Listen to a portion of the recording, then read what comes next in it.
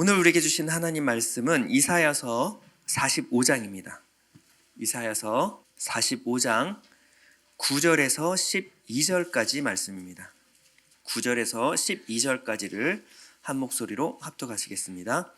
질그릇 조각 중 한 조각 같은 자가 자기를 지으신 이와 더불어 다툴진대 화 있을진저 진흙이 토기장이에게 너는 무엇을 만드느냐 또는 내가 만든 것이 그는 손이 없다 말할 수 있겠느냐.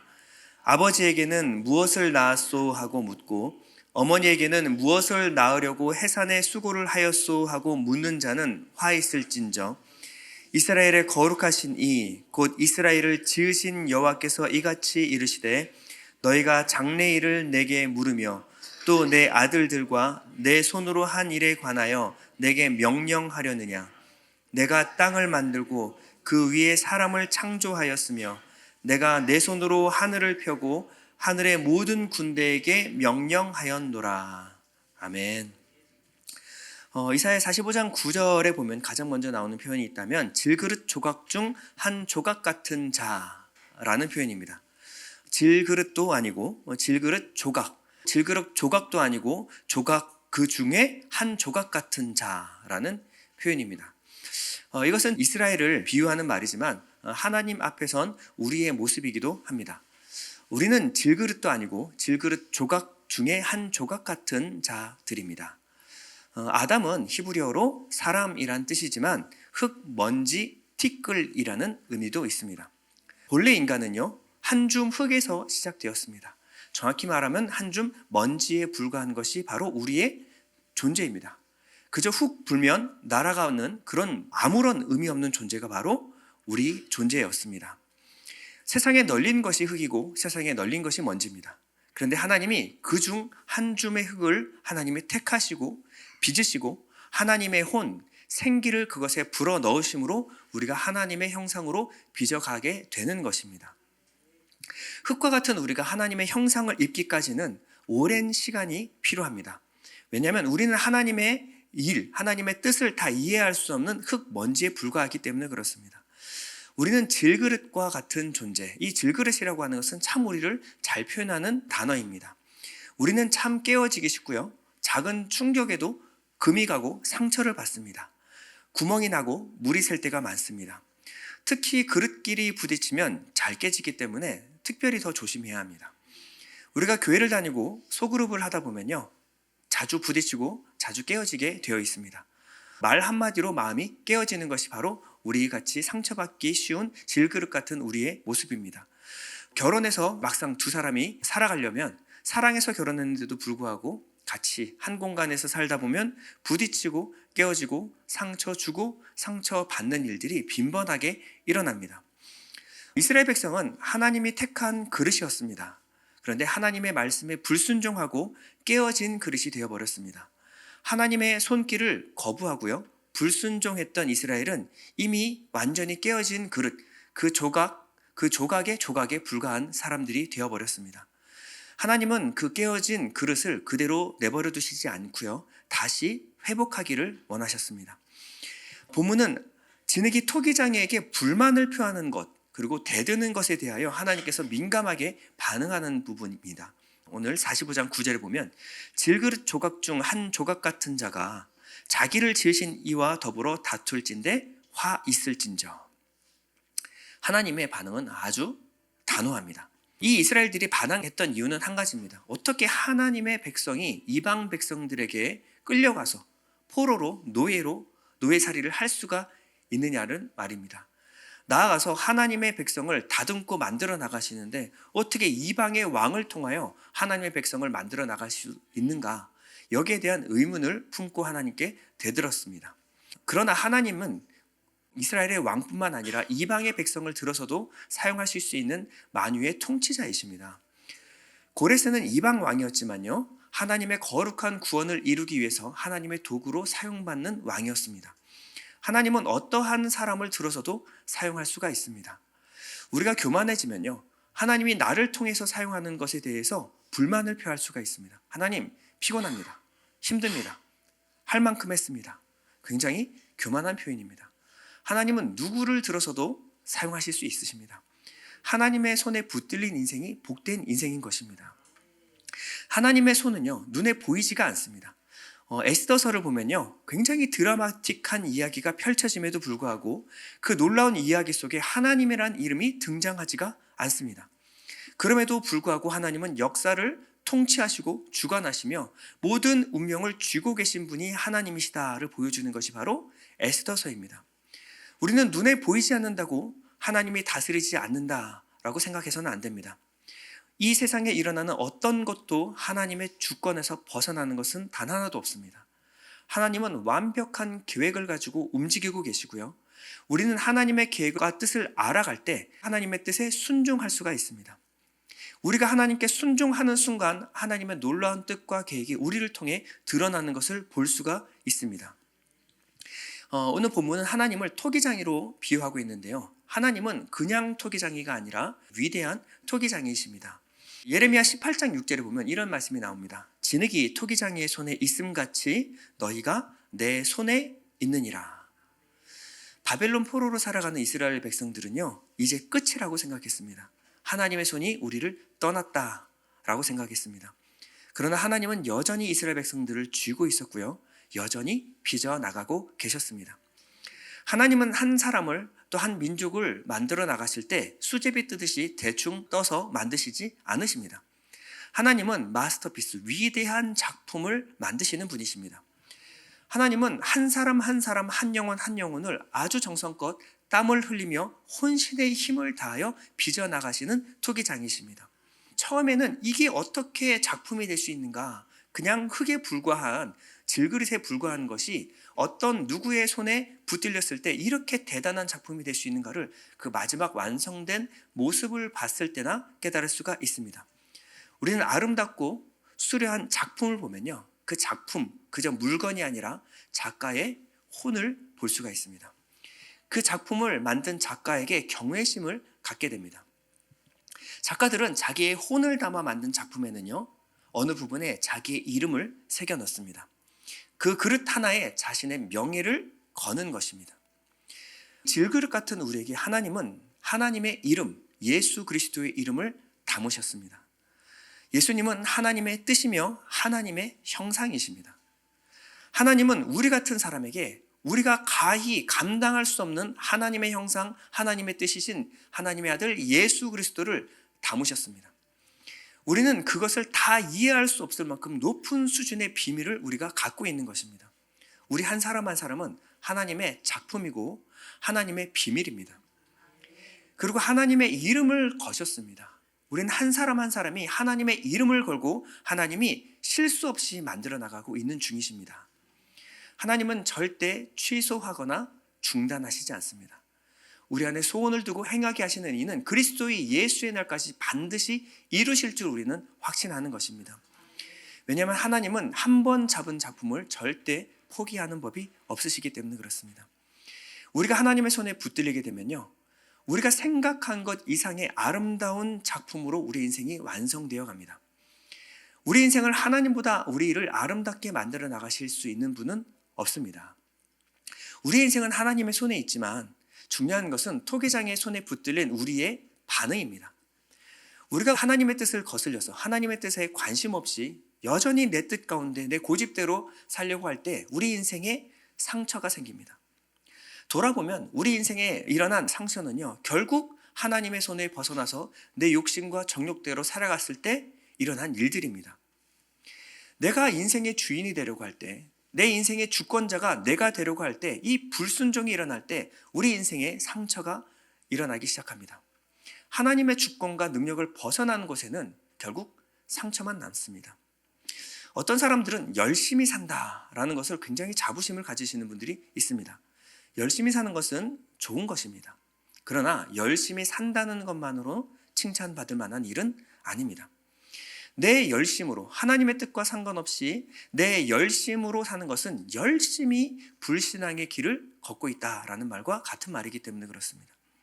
하나님 없는 열심은 위험한 열심입니다. 궤도를 벗어난 우주선은 그저 허공을 떠돌 뿐입니다. 레일을 벗어난 기차는 무기에 불과합니다. 하나님의 뜻에 벗어난 인생은 간만큼 다시 돌아와야 합니다. 토기장의 손을 벗어난 흙은 그저 흙 덩어리에 불과합니다. 하나님의 뜻에 관심 없이 열심히 사는 것은 성경을 그냥 불순종과 교만이라고 말할 뿐입니다. 본문은 하나님의 주권에 토달지 말고 우리의 삶을 전적으로 하나님의 손에 맡기라고 말하고 있습니다. 하나님의 손에 붙들려야 우리의 삶이 위대한 작품으로 탄생하기 때문에 그렇습니다. 만일 누군가 레오나르도 다빈치의 모나리자의 눈썹을 그리려고 한다면 왜 눈썹을 안 그렸을까 하고 내가 눈썹을 그려주겠다라고 붓을 대는 순간 모나리자의 작품을 망치는 것입니다. 그 가치가 올라가는 것이 아니라 가치를 떨어뜨리는 일입니다. 대작을 망가뜨릴 수 있다는 거예요. 대가가 우리를 통해서 무언가 삶에서 일을 하려고 했을 때 우리가 힘을 주고 있으면 하나님이 우리에게 말씀하십니다. 힘 빼라고 말씀하십니다. 하나님께 나를 온전히 맡기기만 하면 이 모든 일은 하나님의 주권에 넘어가게 됩니다.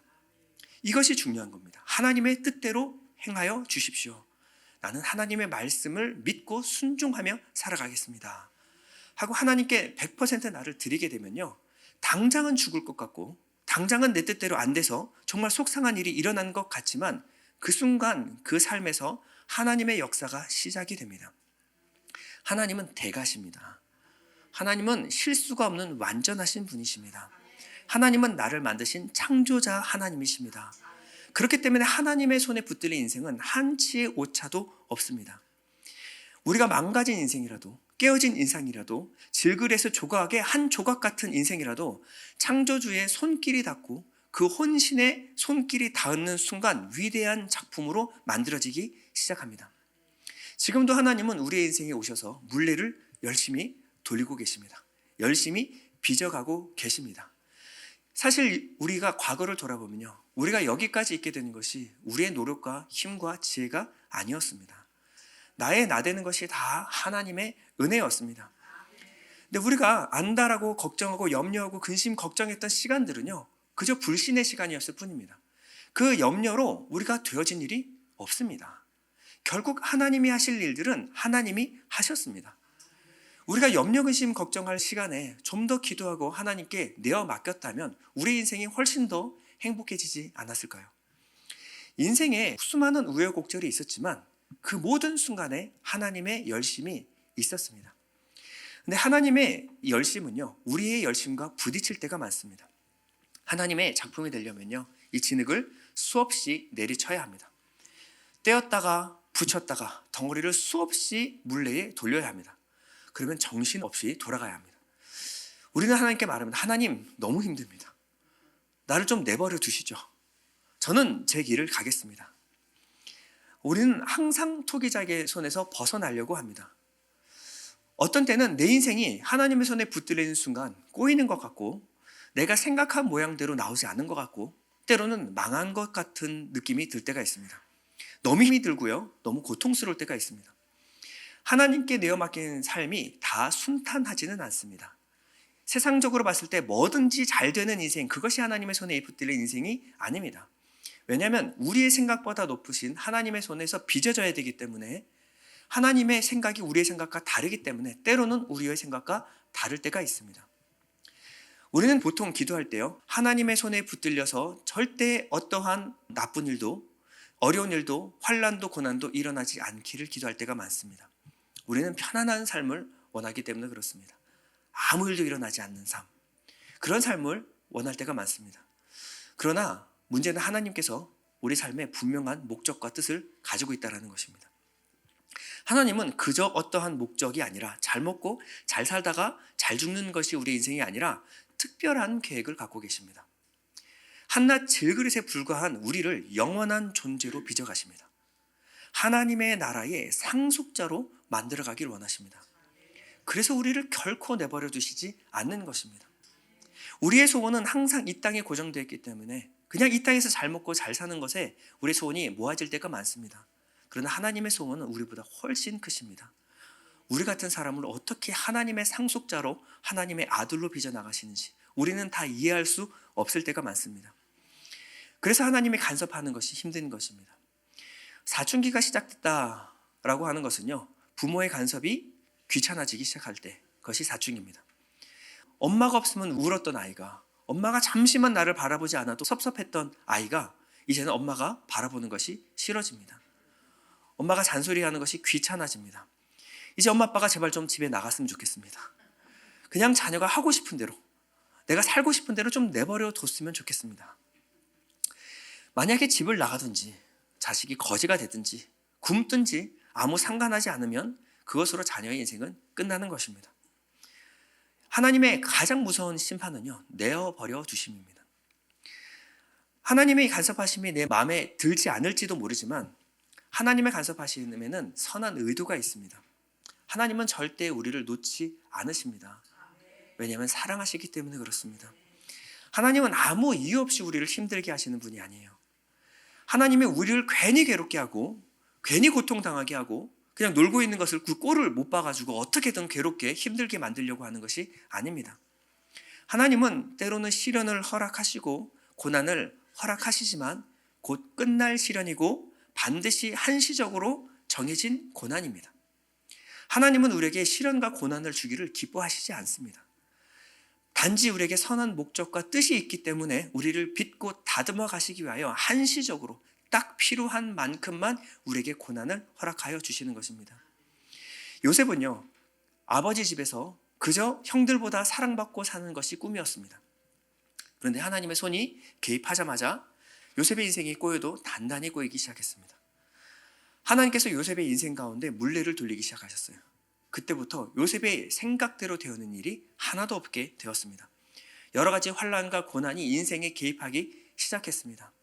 그러면서 요셉은요, 눈에 보이는 사람과 환경이 아니라 눈에 보이지 않는 하나님의 손을 주목하여 보기 시작했습니다. 사람의 노력이 되는 것이 아니라 풍년도, 흉년도 결국 하나님의 손에 달려있음을 알게 되었습니다. 물레에 자신의 인생을 내어 맡기는 믿음의 사람이 되어가기 시작했습니다.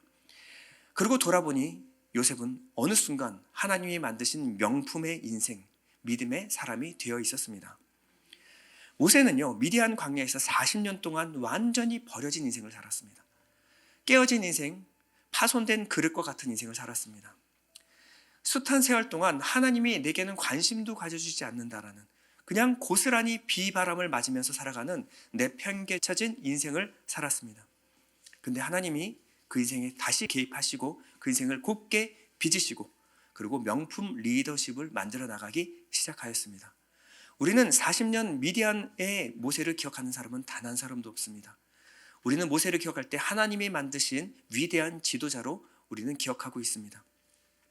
하나님은 이스라엘의 백성들을 바벨론의 포로를 끌려가게 했지만 그 포로의 기간은 고난은 70년이라고 하는 정확한 기간, 하나님의 계산 아래 돌아가고 있었습니다.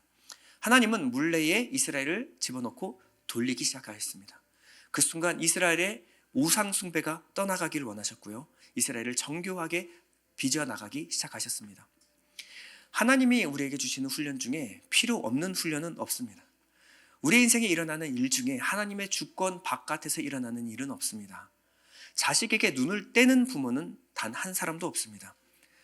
때로는 억울하고 때로는 납득이 가지 않을지라도 우리에게 일어나는 모든 일은 하나님의 주권 가운데 일어났고 일어나고 있고 일어나게 될 것입니다. 하나님은 2025년도 하나님의 손에서 우리를 돌리고 있다라고 말씀하고 있습니다. 어떤 분은 지금 너무 어지럽고 힘들고 견딜 수 없고 힘든 순간을 맞이할 수도 있습니다. 하나님, 내 인생에 이것은 참 동의할 수 없습니다 라는 순간들도 있었을 것입니다. 그러나 그 모든 순간 하나님의 생각은 우리의 생각보다 더 위대함을 믿으시기 바랍니다. 우리는 질그릇 같은 먼지, 흙먼지에 불과한 존재입니다. 우리가 어떻게 하나님의 일을, 하나님의 지혜를 다 이해하고 갈 수 있겠습니까? 우리는 하나님의 손에 온전히 맡기는 믿음으로 가는 사람들입니다. 하나님의 놀라운 일들은 우리 안에 지금도 일어나고 있습니다. 우리를 기가 막힌 작품으로 빚어나가실 2025년을 기대하며 소망하며 그분을 신뢰하며 살아가는 성도님 되시기를 축원드립니다.